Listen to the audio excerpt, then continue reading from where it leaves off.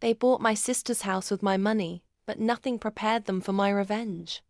They always handed her the tiara.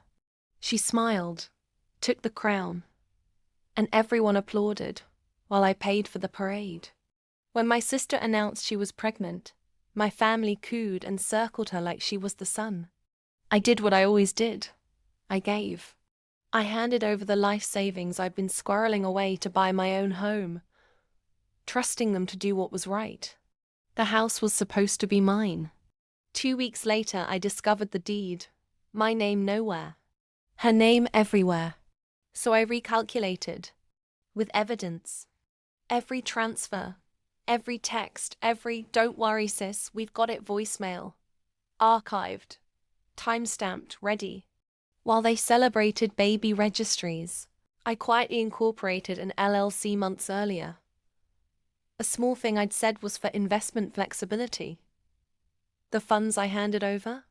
They were wired to accounts I controlled under that LLC. They'd been greedy, sloppy, and overconfident. The title paperwork? Signed by my sister as occupant without the proper consideration clause. A rookie mistake from people used to having others do the thinking. I wasn't going to take their house in some petty midnight seizure. I wanted the kind of revenge that cut the prettiest masks off the nicest faces. So I invited the whole family. The proud parents, the gleeful aunties, the smug cousins to a brunch to celebrate the new home. They arrived with balloons and Monopoly smiles. I arrived with a Laoya, a projector, and a calm they couldn't read. I played the messages. I showed the transfers. I produced the LLC registration that bore my signature and the bank statements.